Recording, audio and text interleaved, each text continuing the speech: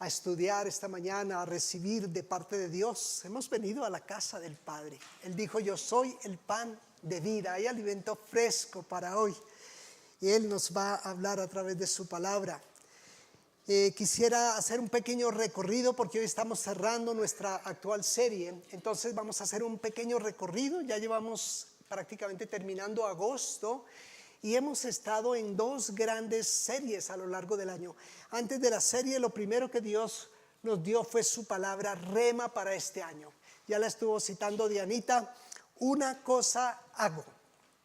Y eso está en singular, está en primera persona. Me facilitan un poquito de agua, por favor. Una cosa hago. ¿Cuántas cosas? Una. ¿Qué es lo que una cosa hago? Olvidándolo, digámoslo juntos. Olvidando, si está allí, sí. Olvidando ciertamente lo que queda atrás, me extiendo a la meta del supremo llamamiento. ¿Y cuál es la meta del supremo llamamiento? Muchas gracias. La gloria de nuestro Rey.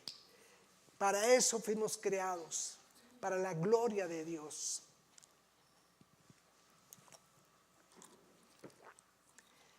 Entonces estuvimos trabajando en esa palabra rema, entendiendo eso.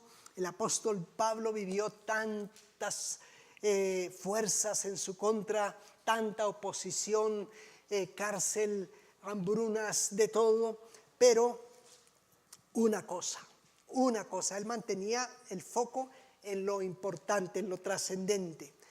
Bueno, de eso vamos a hablar hoy. Jamás pierdas el foco adecuado.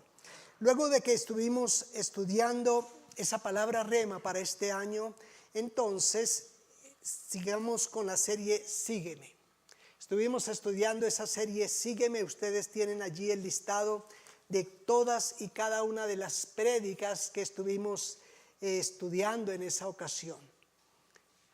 Cada una de esas características que no son tan usuales estudiar en el Señor Jesús, cada una de esas áreas que poco analizamos, estuvimos aprendiendo una tras una. Fueron 12 características del carácter de Jesús. Sígueme. Vez tras vez Él dijo: sígueme. Y esa es la obra del Espíritu Santo en nosotros día tras día. Como en un espejo nos va moldeando día tras día para que adquiramos el carácter de Jesús. Y cada una de estas cosas que aprendimos, la mayordomía, la planificación, la disciplina, cada uno de esos detalles, a ser siervos fieles, a andar con valor, con firmeza, cada uno de esos que aprendimos, entonces van siendo realidad en nuestra vida.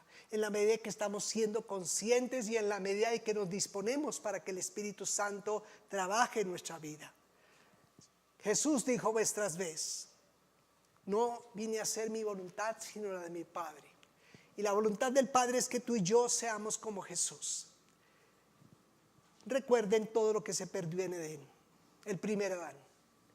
Como se perdió totalmente la imagen de Dios con Adán, entonces Dios nos envió, se vino en persona y nos envió a su propio Hijo.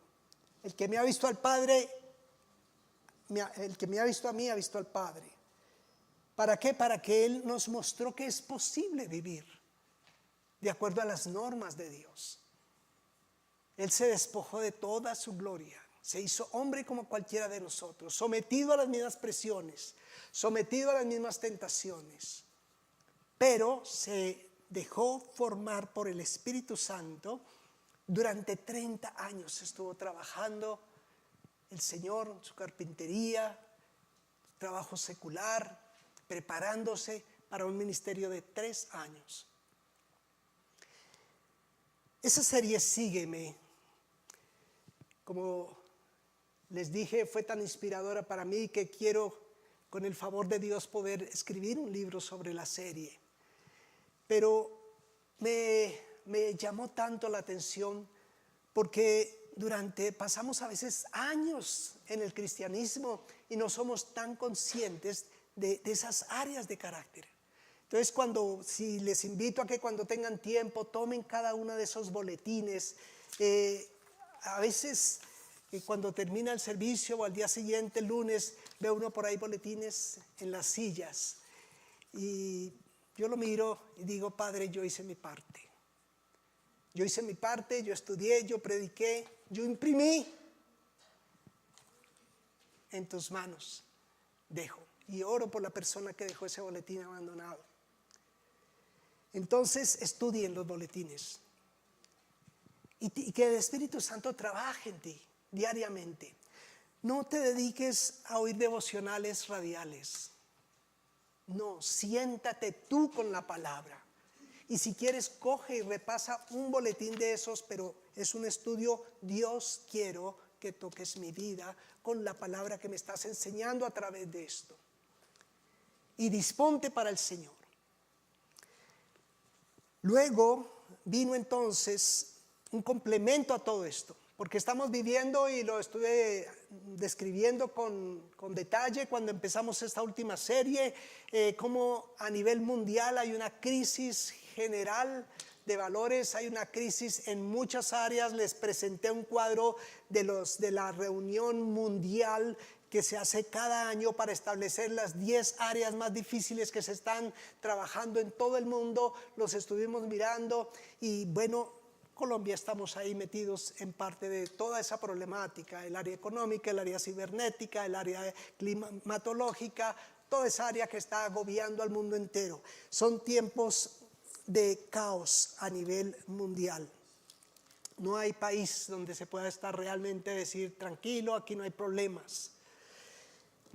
Entonces vino ese complemento, la serie Esperanza en medio de un mundo en caos. Mis amados, para ti, ¿esta es la palabra de Dios?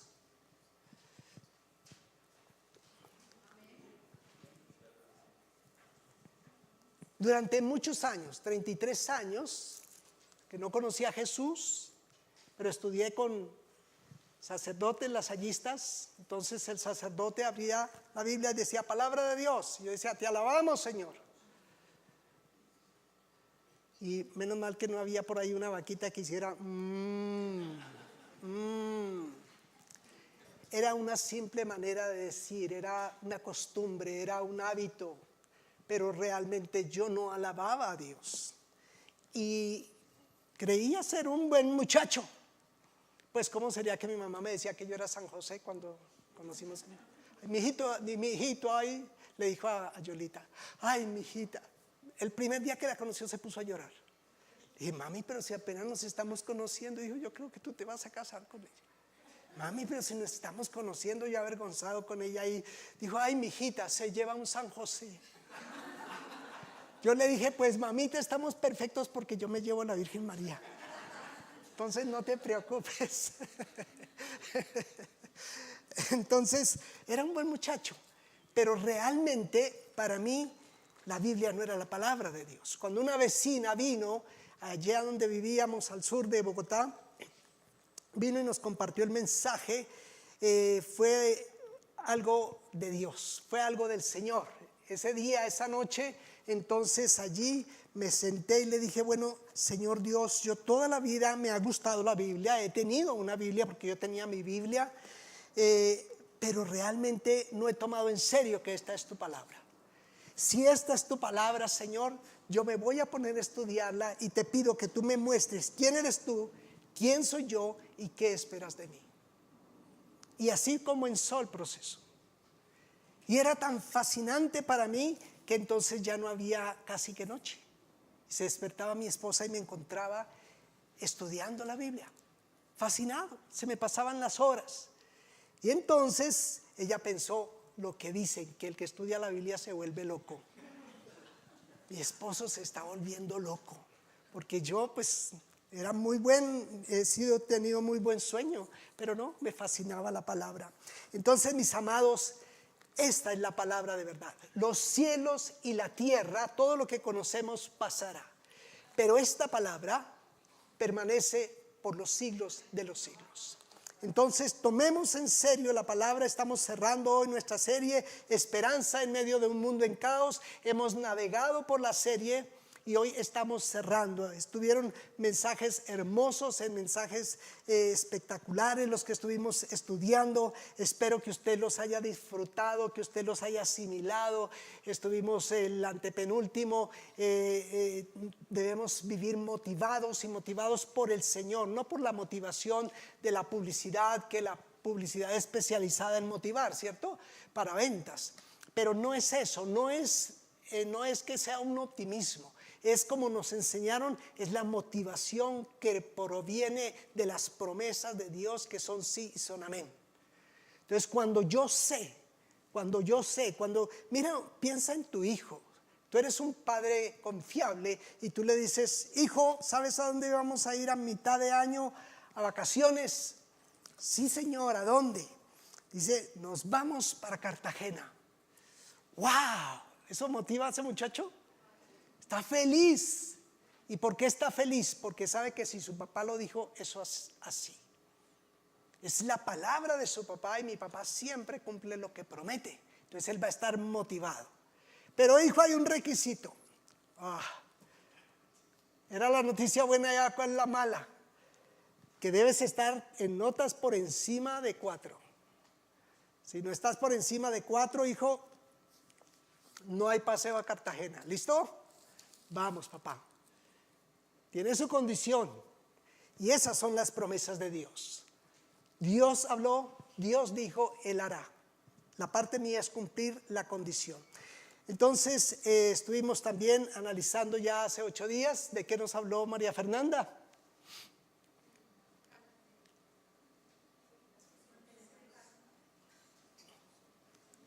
Parece que ustedes viajaron en un avión y no le pusieron cuidado a las instrucciones.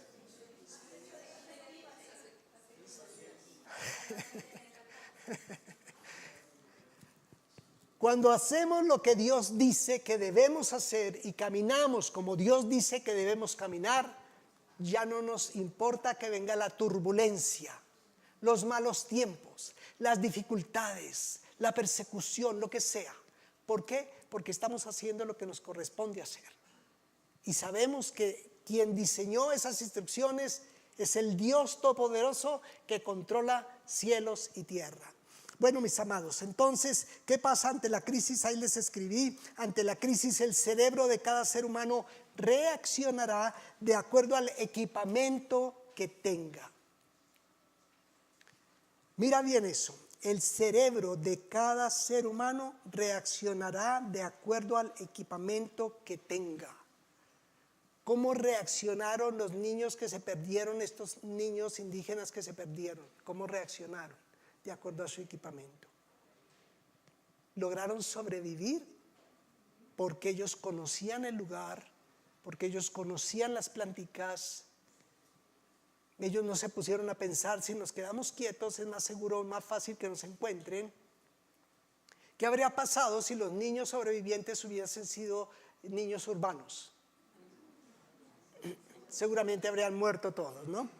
Entonces, ante la crisis, el cerebro de cada ser humano reaccionará de acuerdo al equipamiento que tenga. ¿Qué pasa? Somos cuerpo, somos alma y somos espíritu, y cada uno de ellos demandará el foco porque hay una emergencia, tin, tin, tin, empiezan a sonar las alarmas en nuestro cerebro. Entonces cada uno, cuerpo, alma, empezará a demandar, a ser el foco de atención, y el espíritu. Resulta que la vida está en nuestro espíritu. Si en mi espíritu yo tengo que el escapulario es lo que me protege, pues mi escapulario, tal vez me lo ponga en la boca, tal vez se empiece a rezar algunos rosarios, tal vez, ¿por qué? Porque estamos en tragedia, estamos en emergencia. ¿Qué va a hacer mi espíritu? Entonces, cuerpo, alma y espíritu demandarán ser el foco de atención dependiendo de la estructura espiritual, emocional, la estructura de conocimiento y la estructura física que el individuo posea. Miremos un momento el editorial.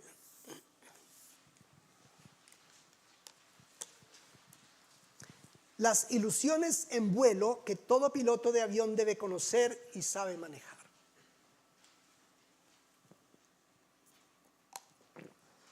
Ahí tienen ustedes la cabina de un avión, dos profesionales al mando, un piloto, un copiloto, en las mismas condiciones de entrenamiento que el piloto, dos equipos iguales, si el uno por algún momento falla, el otro está ahí al lado.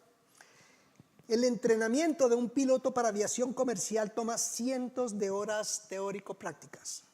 Dentro de ese proceso se debe adquirir un riguroso manejo de listas de chequeo para verificar paso a paso que todo va bien, que todo está bajo control, que garantice la seguridad del vuelo que lleva cientos de personas a bordo.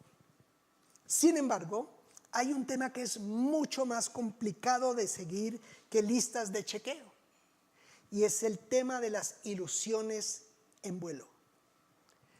Las ilusiones en vuelo pueden engañar las percepciones y la mente del piloto, del copiloto, y pueden llevarlo a tomar decisiones que pueden poner en riesgo la seguridad del vuelo. Estas ilusiones se deben a muy diversas fuentes. Yo apenas coloqué ahí fuerzas gravitacionales, a condiciones climatológicas, a tema de luz, de oscuridad. A veces las condiciones climatológicas, pues ellos las tienen previstas, pero a veces vienen inesperadas, imprevistas. Increíblemente, a los anchos y a los largos de las pistas. Cada ciudad pues tiene su diversa pista. Hay pistas absolutamente planas, hay pistas algo inclinadas, etcétera, etcétera. Entonces, ¿cuáles son algunas de estas ilusiones? Son muchas más, son complejas, no me puse a estudiar de esto porque si no, no he estudiado la prédica. Pero hay la ilusión del ancho de pista. Dependiendo de la percepción mental que el piloto tiene, él tiende a agachar más o levantar más el avión, a frenar o a no frenar. Es diferente, y eso comparado con la realidad física hace que sea una ilusión. La ilusión de terreno inclinado. Claro, usted ve una pista y ve un avión que está, de todas maneras viene decolando, entonces viene en una inclinación de 30, de 45 grados, eso hace una ilusión, hace ver la pista diferente de la verdadera realidad. La ilusión de la aceleración hacia adelante, este nombre parece como raro, ¿no? Uno dice, pues uno acelera hacia adelante, pero se llama así. ¿Por qué? Porque cuando está metiendo todo, va a despegar, empieza el carreteo y empieza a despegar, le mete toda. Y el avión empieza a subir, pero al piloto le parece, sus percepciones le gritan que está subiendo demasiado vertical. Y entonces, si él se lleva por esa percepción, él va a tender a bajar un poco para quitar esa inclinación. Y ese bajar un poco puede significarle, porque recordemos que va a 800, a 900 kilómetros por hora. ¿Qué pasa cuando aquí vamos a 60 kilómetros por hora y alguien medio frena o alguien se sale de la vía? No sé si han visto una muestra, una fotografía satelital donde se muestran todos los vuelos que en un mismo momento están cruzando por el planeta Tierra. Eso parece el centro de Bogotá en un día complicado. Entonces no se pueden dar el lujo de que fue que a mí me pareció que iba así, yo hice así. Leyendo sobre el tema, esta ilusión de aceleración hacia adelante ha producido innumerables catástrofes. Y increíblemente con pilotos experimentados. Porque hay una montaña acá, le indican que debe ascender y él le parece que ya está más que suficiente y baja un poquito y es esa sensación de ir más vertical de lo que realmente va. Las ilusiones somatográficas, esa sí es fácil de entender.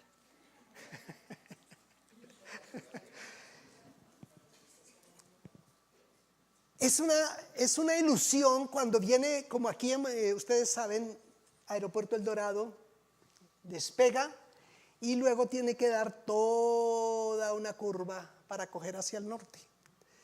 Bueno, cuando es continua esa curva, el piloto siente que la fuerza de la gravedad está en un sentido que no es el correcto. Y si él se deja guiar por lo que él está sintiendo, porque resulta que es un día nublado, es un día oscuro, él está y coge a manipular sus aparatos de acuerdo a lo que él está pensando que debe equilibrar el avión en otro sentido, perdió el año. Entonces, mis amados, el entrenamiento del piloto incluye el reconocimiento de tales ilusiones, les nombré apenas unas pocas, la forma personal como las percibe, porque no todo piloto las percibe de la misma manera, los procesos inmediatos que deben seguir cuando ellas se presentan, la comunicación y validación con su compañero de cabina, se comunican permanentemente, y en resumen, la premisa que todo piloto debe seguir y que se la siguen dando vez tras vez durante sus 20 o 30 o 40 años como pilotos, porque siempre tienen, la aerolínea los obliga a un reentrenamiento. Y en el reentrenamiento vuelven y estudian lo mismo, pero otra vez, sí, otra vez. La seguridad debe basarse en lo que indiquen los instrumentos, no en sus percepciones, señor piloto. No en lo que a usted le parece que está viendo. No en lo que a usted le parece que está sintiendo. La realidad, la verdad de lo que está aconteciendo la registra el instrumento de alta precisión. Y recuerden, van dos líneas de instrumentos absolutamente idénticas, que si por algún motivo son equipos tan altamente finos que son por eso tan costosos, pero que si eventualmente alguno falló, ahí está el otro. La realidad, la verdad de lo que está aconteciendo la registra el instrumento de alta precisión. Lo que usted ve o percibe puede ser un engaño que lo encamine a una tragedia. Y no solamente a la tragedia de su vida, sino a toda una centenares de pasajeros, familias afectadas, ¿verdad? Entonces es una responsabilidad inmensa. Mis amados, la Biblia habla de las ilusiones en vuelo. Las ilusiones en vuelo, mira lo que dice Proverbios 3, 5, 8. Tú y yo estamos en vuelo desde el día que nacimos. Vamos en vuelo hacia la eternidad. Y espero que sea para todos nosotros y los que están escuchando una eternidad con Dios. Fíate de Jehová de todo tu corazón. No te apoyes, por favor, no te apoyes en tu propia prudencia. Reconoce la instrucción perfecta, es de Dios, es única. Los cielos y la tierra, esos equipos de los aviones pueden durar, no sé, para 50 años. Esto dura para la eternidad. Este instrumento dura para la eternidad. El Espíritu Santo es eterno. Reconócelo en todos tus caminos. Todos tus caminos significan todas las áreas de tu vida. Tu hogar, tus negocios, tus finanzas, tu salud, tu hogar. Y Él enderezará tus veredas. El piloto comienza a declinar el avión. Su compañero le dice: pilas, hermano, estás declinando más. Y él vuelve y corrige. Corrige. Fíate de Jehová de todo tu corazón. No te apoyes en tu propia prudencia. Reconócelo. Mira, verifica el instrumento en todos tus caminos y el Señor enderezará tus veredas. Y vuelve, y por si se nos olvidó, un reentrenamiento inmediato. No seas sabio, Juan Manuel, no seas sabio en tu propia opinión. Confía, teme, honra, obedece al Señor. Apártate de eso que piensas hacer. Apártate del mal. Porque si tú haces eso, ¿qué va a pasar?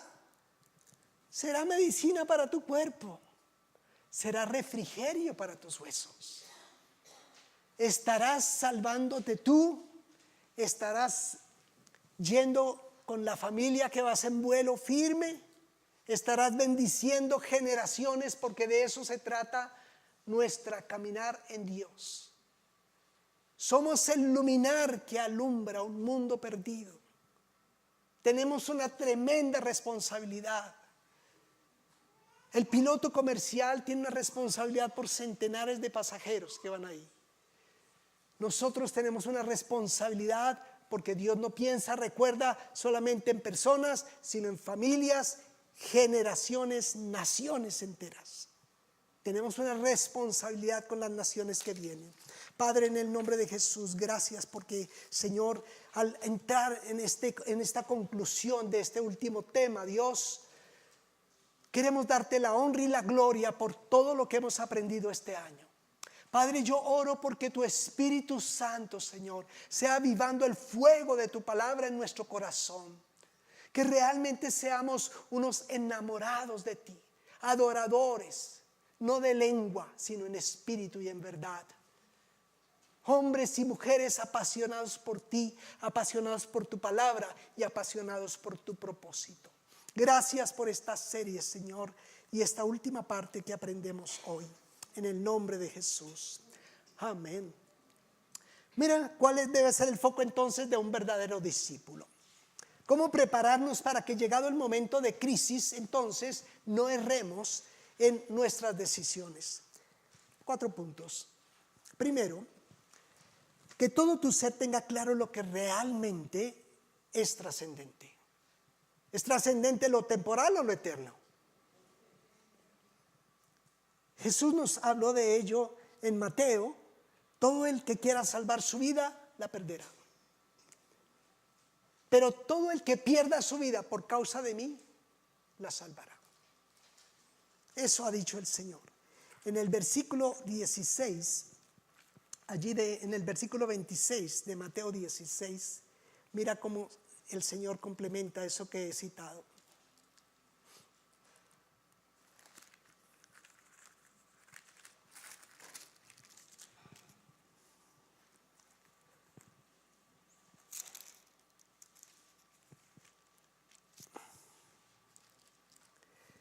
Porque, dice él, ¿de qué aprovechará al hombre si ganare todo el mundo, pero perdiere su alma? ¿De qué le servirá a un hombre que tuviera un emporio mundial? O que fuese un gran presidente o un gran director o un gran industrial si pierde su alma. Entonces, el foco, ¿qué es lo importante? ¿Lo temporal o lo eterno? Recuerden, eso mismo lo dice en Lucas 12, 13, 21 del rico insensato. Edificaré almacenes más grandes y ahora sí, alma mía, goce y bebe porque hay billete para el resto de la vida. Necio, esta noche vienen por tu alma. Se dedicó toda su vida, gracias a Dios, y buenísimo que podamos hacer un patrimonio maravilloso, y si ese patrimonio lo estamos invirtiendo en cosas buenas, pues qué bendición. Pero que donde debe estar el foco, en lo eterno.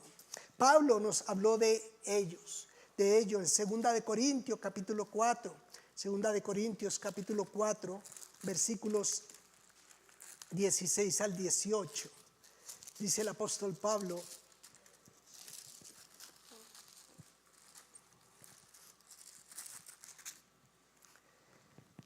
por tanto, no desmayamos. El apóstol Pablo, en la última etapa de su vida, no desmayamos, aunque nuestro hombre exterior, nuestro cuerpo, se va desgastando, el interior,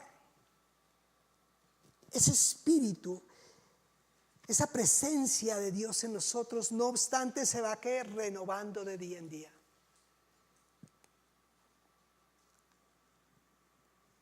Porque esta leve tribulación momentánea,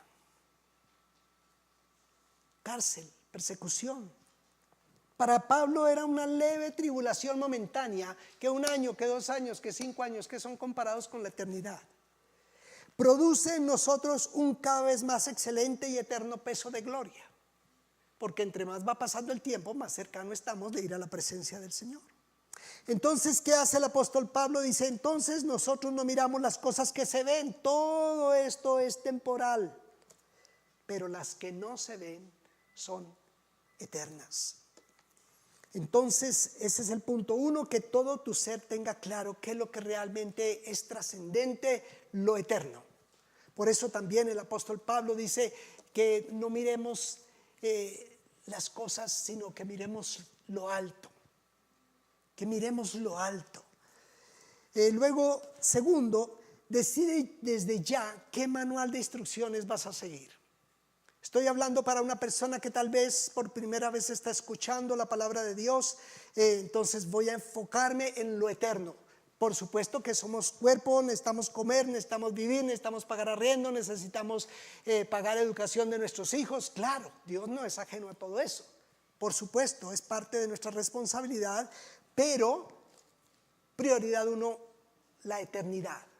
La eternidad. Segundo, decide desde ya qué manual de instrucciones voy a seguir, porque para la eternidad hay N influencers, hay N escuelas de filosofía, de espiritismo, de horóscopos, de sabios, de entendidos, de magos, de adivinos, de todo tipo, de religiones, de escuelas llamadas cristianas, hay de todo tipo. Decide entonces qué manual de instrucciones vas a seguir, la eterna palabra de Dios o cualquier otra cosa. 2 fuentes, la palabra de Dios o todas las demás, incluido tu propio corazón, tu propia idea, tu propia prudencia, tu propia filosofía. Mira el apóstol Pablo se supone que tenía claro y decidido este tema. Estando con Jesús en la cena, eso lo narra Lucas 22, 31, 34, Jesús habló de que iba a ir a la cruz y demás en la última cena. Y entonces Pedro dio un paso adelante, miró a sus muchachos con desprecio, sus amigos, y dijo, Señor, aunque todos te abandonen, yo no. Iré contigo a la cárcel, y si es necesaria la muerte, cuenta conmigo, papá. Miró con desprecio y volvió y se sentó. Y Jesús lo mira y le dice, Pedrito, Satanás me habló hoy, te pidió para zarandearte. Y yo he orado que tu fe no falte. Porque esta misma noche, antes que el gallo cante 2 veces, tú me habrás negado 3 veces. Así quedó la cosa, siguió la cena, se fueron, caminaron a Getsemaní. Estando en Getsemaní vino el arresto. Se llevaron a Jesús, lo metieron allá a casa de Anás, y los soldados que lo habían guardado allí, entonces ya salieron, ya habían cumplido con su tarea y vinieron al patio exterior. Estaba haciendo frío.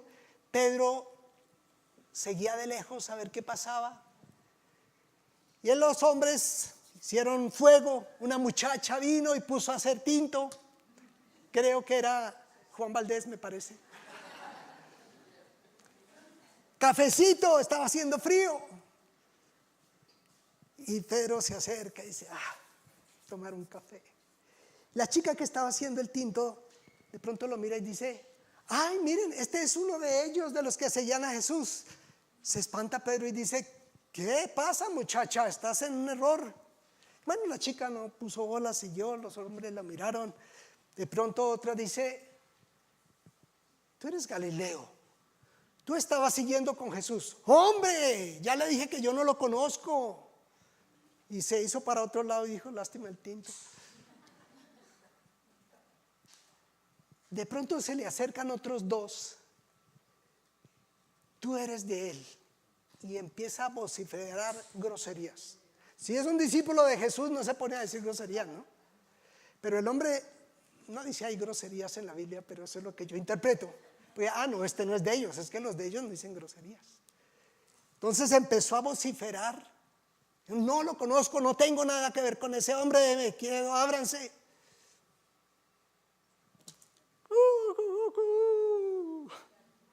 se acordó y salió a llorar. Entonces, ¿nos pasa o no nos pasa?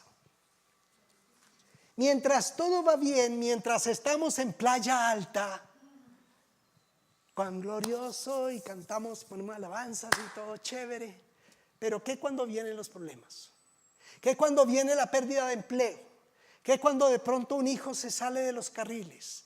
¿Qué cuando de pronto la relación de pareja empieza a tambalearse y empiezan a ser difíciles las cosas?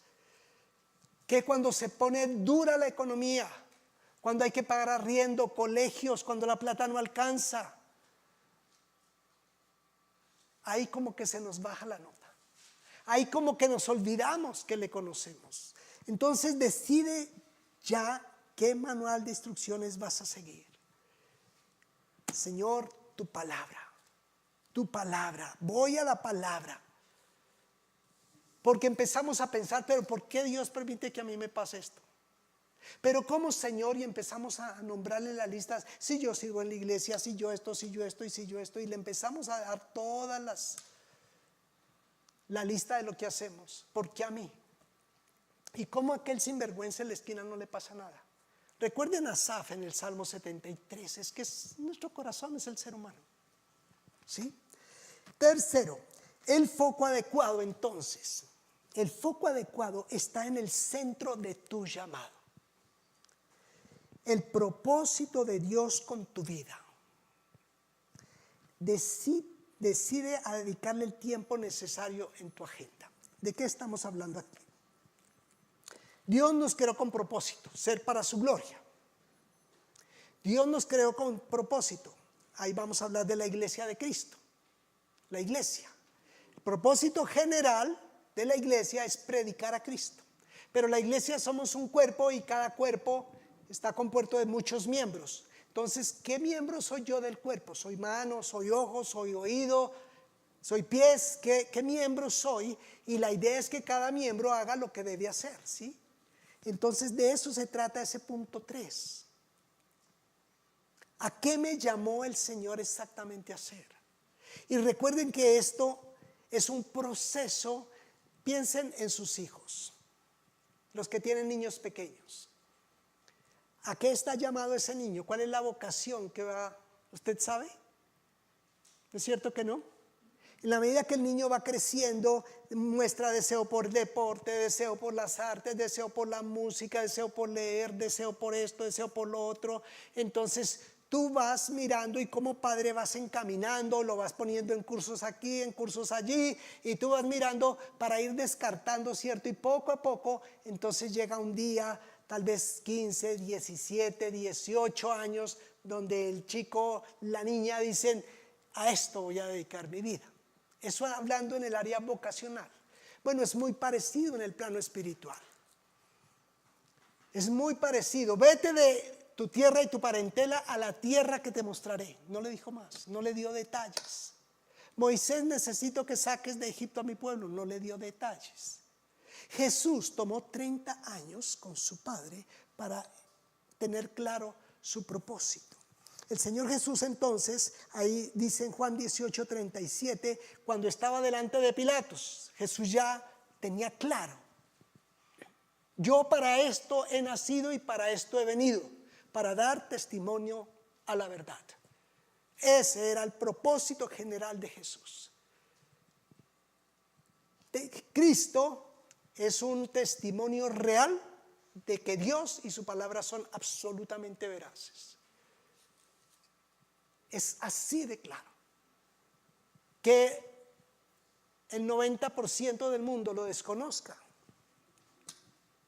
Pero es tan absolutamente real si miramos la Escritura, las profecías, las promesas cumplidas. ¿Cuál hombre puede decir en 3 días voy a morir y voy a resucitar?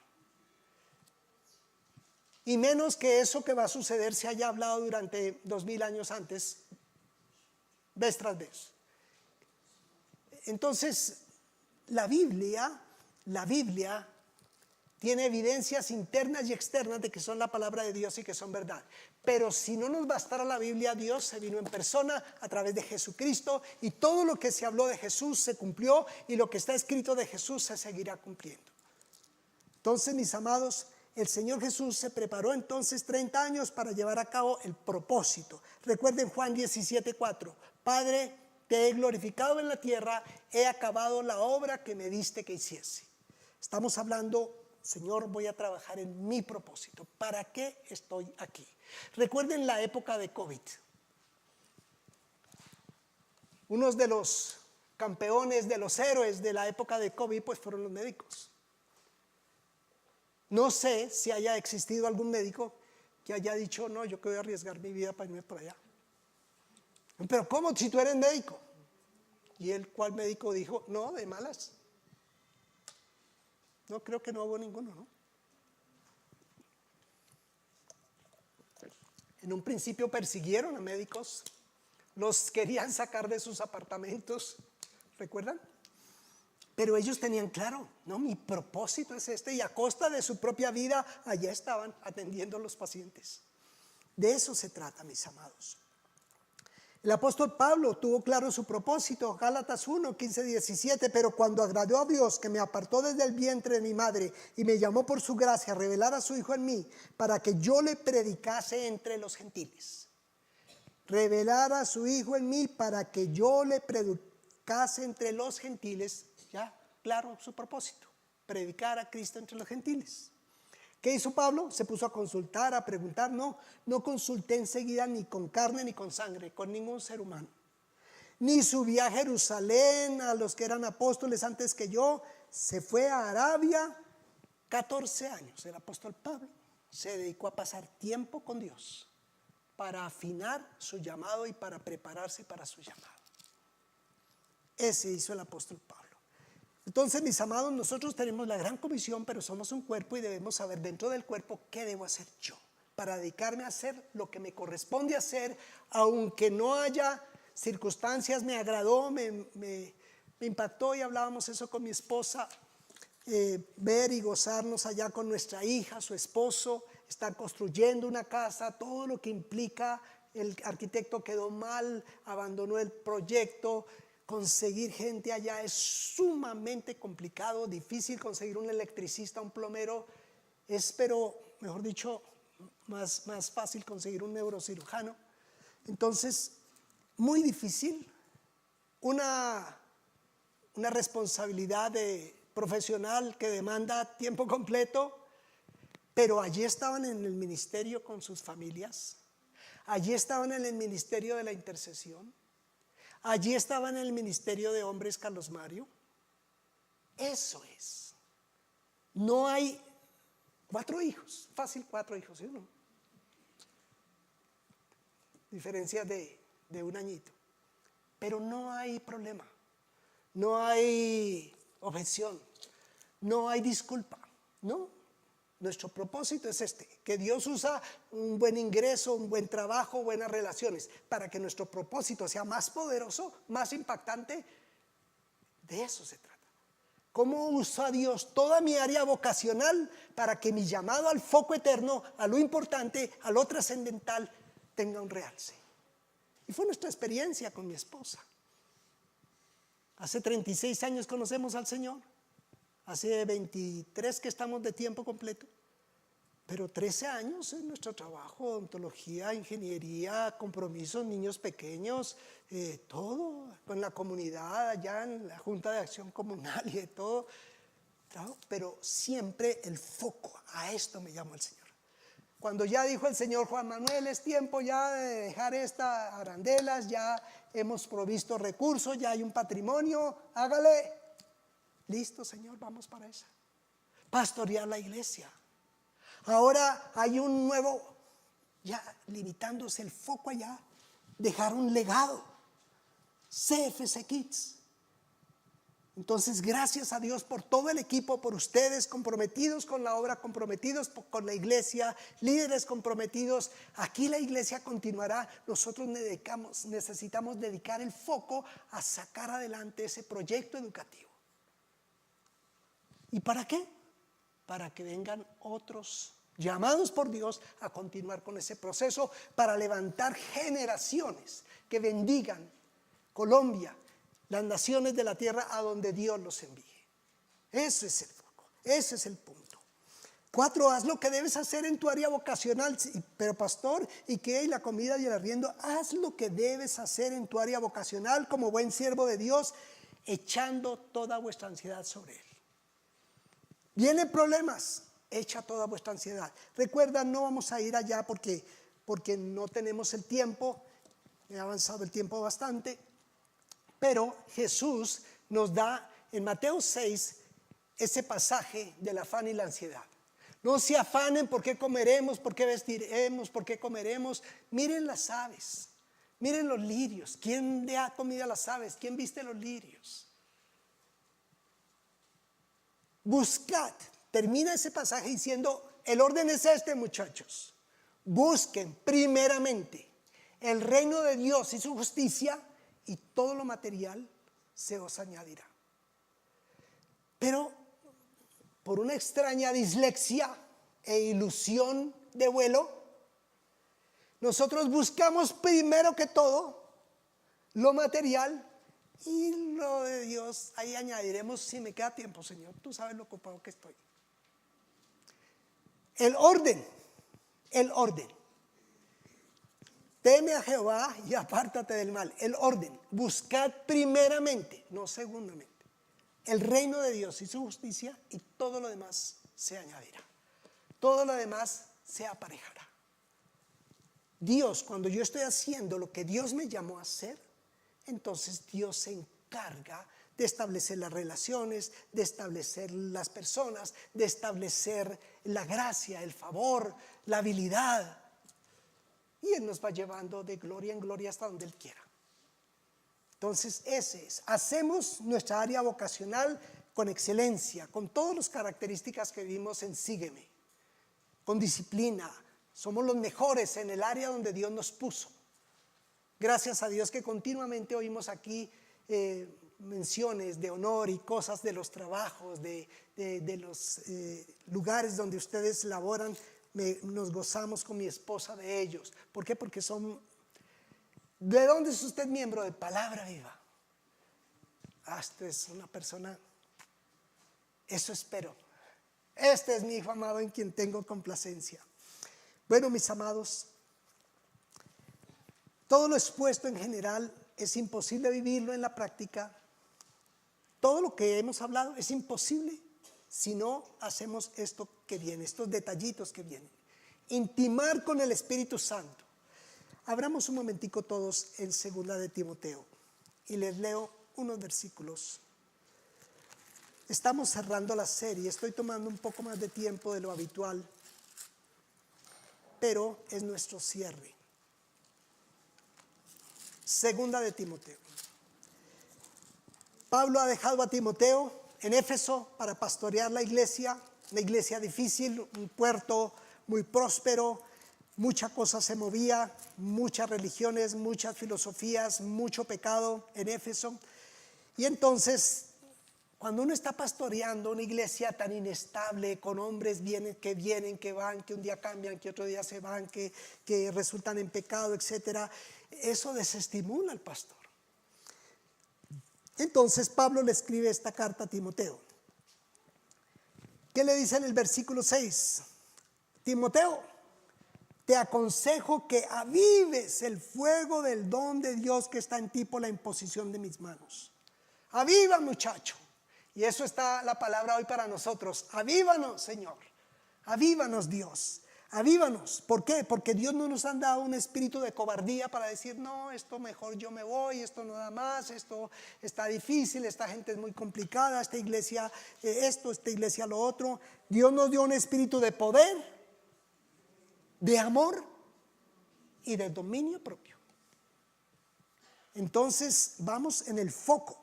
No las ilusiones, no nuestras percepciones, no nuestros sentimientos, el foco. Es intimar con el Espíritu Santo. Miren el versículo 13, ahí mismo en el versículo 1, pero retén la forma de las sanas palabras que de mí oíste. Tú no te muevas del centro de control adecuado. No te guíes por tus percepciones. 14, guarda el buen depósito por el Espíritu Santo que mora en nosotros. Guarda el buen depósito, Timoteo. No te apartes. Segundo, toma conciencia que ser un verdadero discípulo requiere un esfuerzo. Sí, somos personas, ¿cómo es que los otros tienen una vocación y el resto el fin de semana pachanga y la noche es chévere y baile y esto y lo otro, tan rico, ¿sí o no? Sí, es riquísimo en el mundo y lo van a seguir haciendo por siempre en el infierno, tranquilo. Pero el hecho de estarle sirviendo al Señor requiere un esfuerzo. Capítulo 2, tú pues, Timoteo, mi chino, esfuérzate en la gracia que es en Cristo Jesús. Lo hemos recibido todo por gracia hemos sido salvos, por gracia Dios nos va transformando día tras día, pero requiere un esfuerzo. ¿Cuál esfuerzo? Las decisiones personales, el tiempo que debo tomar, el tiempo que debo usar en el ministerio, el tiempo de preparación, todo eso es esfuerzo. Claro que sí. Estar siendo en mi vocación excelente y servir en un ministerio con excelencia, pues es un esfuerzo. Gracias damos a Dios por todos ustedes que trabajan aquí, con cada servicio, con la transmisión, con todo. Un esfuerzo, gracias a Dios por sus vidas, personas esforzadas. Eso es, entonces ahí les da el ejemplo del soldado. Hombre, el soldado, 31 de diciembre, todo el mundo dándose regalos y besos, el soldado allá en la montaña. Sí. El atleta, todo el mundo se fue para la rumba y James dice, no, mañana tengo partido. No, creo que James a veces no dice eso, ¿no? Falcao dice eso. El atleta se tiene que abstener, es que es otro tipo de personas, es otra calidad de gente, es otra. Entonces le toca por su llamado hacer un esfuerzo adicional a todos los demás. Y esos somos los cristianos, verdaderos discípulos. Tercero, toma conciencia, mantén conciencia de la realidad del mundo de los postreros tiempos. No nos desanimemos por todo el caos que vemos, por el pecado que vemos, por la liviandad que vemos, por la tibieza que veamos. Mira, capítulo 3, debes saber esto, Timoteo, en los postreros tiempos vendrán tiempos difíciles, habrán amadores de sí mismos, van a ser avaros, vanagloriosos, soberbios, traidores, impetuosos. Peor que todo eso es, versículo 5, que tendrán apariencia de piedad, pero negarán la eficacia de ella. En la práctica no son así. No te desanimes, no los juzgues, no es tu labor. Tú haz lo que debes hacer, Timoteo. Tú mantén el foco en lo que tú debes hacer. ¿Y cuál es el foco en lo que debes hacer? Pues el último, entendiendo y asimilando todo lo anterior, hacemos lo que debemos hacer, predicar la palabra. Versículo 4, te encarezco entonces, Timoteo, que prediques la palabra, que instes, que motives, que exhortes a tiempo y fuera de tiempo, redarguye, reprende, exhorta con toda paciencia y con doctrina. Sí, Timoteo, yo sé, es un tiempo donde no sufrirán la sana doctrina. Yo sé que hay algunos que están en la iglesia y que tienen de comezón de oír, harán su propio grupito y se irán de la iglesia y se apartarán de la verdad del oído y se volverán a las fábulas. Hombre, eso va a suceder, Timoteo, no te coja por sorpresa, va a ser así. Pero tú haz lo que te corresponde hacer. Tú, versículo 5, sé sobrio en todo, soporta las aflicciones, haz la obra que debes hacer, la obra de evangelista. Timoteo, resumen, cumple tu ministerio. Y eso es lo que Dios nos llama a hacer a nosotros. Padre, en el nombre de Jesús, quiero darte gracias por una iglesia hermosa, una iglesia que tú edificas día tras día, una iglesia de varones y mujeres comprometidos realmente con tu palabra. Señor Dios, gracias por esa maravillosa serie de Sígueme. Gracias porque hemos invertido casi un semestre pasando por todas esas virtudes de tu carácter. Señor, no queremos dejar eso en el archivo. Queremos que sea parte del depósito de nuestro corazón. Vamos con la tercera canción. Señor, Te damos gracias por ahora esta nueva serie que estamos concluyendo hoy. Gracias, hermoso Jesús, por todo lo que nos has enseñado en esta serie. Y gracias, Padre, porque yo declaro, Dios, que esta congregación y cada uno de sus miembros son luminares en medio de un mundo que persiste en caminar en tinieblas. Padre, en el nombre de Jesús, yo te doy gracias por hombres y mujeres comprometidos con su área de ministerio. Gracias, bendito Dios, porque día tras día declaro que ninguno en este lugar es un espectador, es un asistente simplemente. Gracias por aquellos que no se han discipulado y que quieren comenzar un proceso de discipulado. Por aquellos que ya estando discipulados continúan con su escuela bíblica, CFC, el Centro de Formación. Gracias por aquellos que disponen a abrir sus casas para los grupos pequeños. Gracias por esos hombres y mujeres que fielmente en el entorno, en el lugar donde están, comparten tu palabra, aconsejan, ministran, sirven siendo guías a esos otros que no te conocen aún, que están perdidos en este mundo. Dios, en el nombre de Jesús, declaramos la presencia hermosa de tu Espíritu Santo sobre esta iglesia para hacer lo que nos corresponde hacer. Colocémonos de pie, mis amados, y declaremos una vez más juntos: